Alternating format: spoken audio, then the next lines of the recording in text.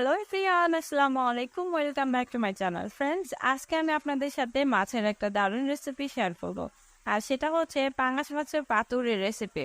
আর এই পাতুরিটা গরম ভাতের সাথে খেতে কিন্তু দারুণ মজা লাগে। আমার রেসিপিটা ফলো করে আপনারা কিন্তু বাসায় খুব সহজেই এই পাতুরিটা বানিয়ে নিতে পারবেন। তো চলুন ফ্রেন্ডস, কথা না বাড়িয়ে মূল ভিডিওটি শুরু করি। পাতুরি বানানোর জন্য আমি এখানে 5 পিস পাঙ্গাস মাছ নিয়ে নিয়েছি। আর মাছগুলোকে আমি খুব ভালোভাবে ধুয়ে পানি ঝরিয়ে তারপরে ফ্রিজে উঠিয়ে নিয়েছি। এখন এই মাছের ভিতরে আমি দিয়ে দিচ্ছি স্বাদ মতো কিছুটা লবণ, আর দিয়ে দিচ্ছি 1 টেবিল চামচ হলুদের গুঁড়া। এরপর আমি এখানে দিয়ে দিচ্ছি 1 টেবিল চামচের মতো জিরা গুঁড়া, 1 টেবিল চামচ ধনিয়া গুঁড়া, আর 1 টেবিল চামচ লাল মরিচের গুঁড়া। সবগুলো গুঁড়া মশলা দিয়ে দেওয়ার পরে আমি এখানে কিছু বাটা মশলা অ্যাড করে নেব। এখন আমি এর ভিতরে দিয়ে দিচ্ছি 2 টেবিল চামচের মতো পেঁয়াজ বাটা, 1 টেবিল চামচ রসুন বাটা, 1 টেবিল চামচ জিরা বাটা, 1 টেবিল চামচ সাদা সরিষা বাটা। আমি এখানে সাদা সরিষা ব্যবহার করেছি, আপনারা চাইলে এখানে কালো সরিষাও ব্যবহার করতে পারেন। আর এরপর সবার শেষে আমি এখানে দিয়ে দিচ্ছি 1 টেবিল চামচ আদা বাটা। এরপর আমি এখানে দিয়ে দিচ্ছি পরিমাণ মতো সরিষার তেল। পাতুরিতে সরিষার তেল দিলে সরিষার তেলের যে আলাদা ঝাঁঝালো ঘ্রাণ আছে, সেটা গরম ভাতের সাথে খেতে খুবই মজা লাগে।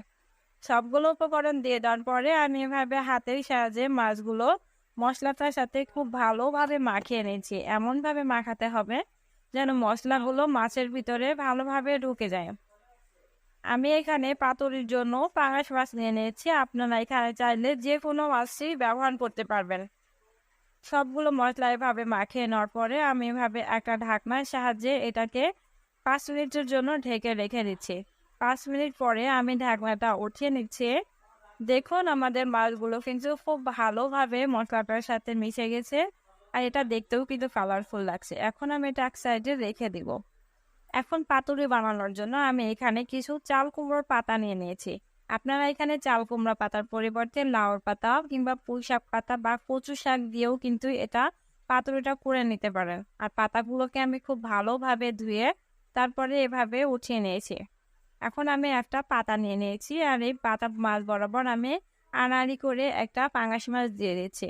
এরপর আমি যে মশলাটা মানে গায়ে গায়ে লেগেছিল সেটা উপর থেকে দিয়ে দিচ্ছি। আর ওপর থেকে আরও একটা চাল কুমড়োর পাতা দিয়ে এভাবে চারপাশ থেকে ফোল্ড করে নিচ্ছি। আর এভাবে একটা সুতলি দিয়ে এভাবে ভালোভাবে বেঁধে নিতে হবে। এমনভাবে বাঁধতে হবে যেন মশলাটা বাইরে বেরিয়ে না আসে। আমি এখানে 3 টাকা দামের যে কাটিং সুতালি আছে সেটা দিয়ে বেঁধে নিচ্ছি। আপনারা চাইলে যে কোনো সুতা দিয়ে বেঁধে নিতে পারেন। এভাবে কিন্তু আমি সবগুলো পাতুরি বেঁধে নিয়েছি। এখন এগুলো আমি প্লেটে উঠিয়ে নিয়েছি। এগুলো এখন জাস্ট ভাজলেই হয়ে যাবে আমাদের খুবই মজাদার পাতুরি। পাতুরিগুলো ভাজার জন্য আমি এখানে একটা প্যানে পরিমাণ মতো সরিষার তেল নিয়ে নিয়েছি। আর তেলটা কিছুটা গরম হয়ে গেলে আমি এখানে একে একে পাতুরিগুলো দিয়ে দিব। আর পাতুরিগুলো দিয়ে দেওয়ার পরে আমি এভাবে একটা ঢাকনার সাহায্যে ঢেকে পাতুরিগুলোকে 5 মিনিটের মতো এভাবে ভেজে নেব। আর 5 মিনিট পরে আমাদের ঢাকনাটা খুলে নিচ্ছি। দেখুন, এখন কিন্তু আমাদের এই পাতুরি থেকে অনেকটা তেল বেরিয়েছে। আর এভাবে এক পাশ হয়ে গেলে আমি খুন্তির সাহায্যে আরও এক পাশ এভাবে উল্টিয়ে দিব। এভাবে উল্টানোর পরে আমি এই পাতুরিগুলোকে আবারও 5 থেকে 10 মিনিট এভাবে উল্টিয়ে পাল্টে ভেজে নেব, যতক্ষণ না পর্যন্ত পাতাটায় পুরো ভাব আসে।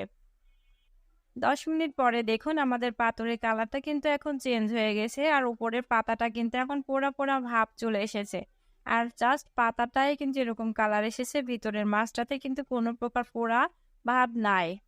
যখন এরকম কালার চলে আসবে তখন আমি এটা চুলা থেকে নামিয়ে গরম ভাতের সাথে পরিবেশন করব। তৈরি হয়ে গেল খুবই মজাদার পাঙ্গাস মাছের পাতুরি। আর এই পাতুরিটা কিন্তু গরম ভাতের সাথে খেতে খুবই মজাদার লাগে। দেখুন, ভিতরের মাছের অংশটা কিন্তু দেখতে খুবই লোভনীয় লাগছে। মাছের সাথে সাথে ওপরের যে কুমড়ো পাতাটা আছে এটাও কিন্তু খুব ভালোভাবে আপনারা ভাতের সাথে খেতে পারবেন। ফ্রেন্ডস, আমার ভিডিওটি যদি আপনাদের কাছে ভালো লেগে থাকে তাহলে অবশ্যই লাইক কমেন্ট করবেন, আর আপনার ফ্রেন্ডস অ্যান্ড ফ্যামিলি মেম্বারদের সাথে শেয়ার করে দিবেন। আর এরকম নতুন নতুন আরও ভিডিও পেতে আমার চ্যানেলটা সাবস্ক্রাইব করে সাথেই থাকবেন। আজ এ পর্যন্ত, সবাই ভালো থাকবেন, সুস্থ থাকবেন। আল্লাহ হাফেজ।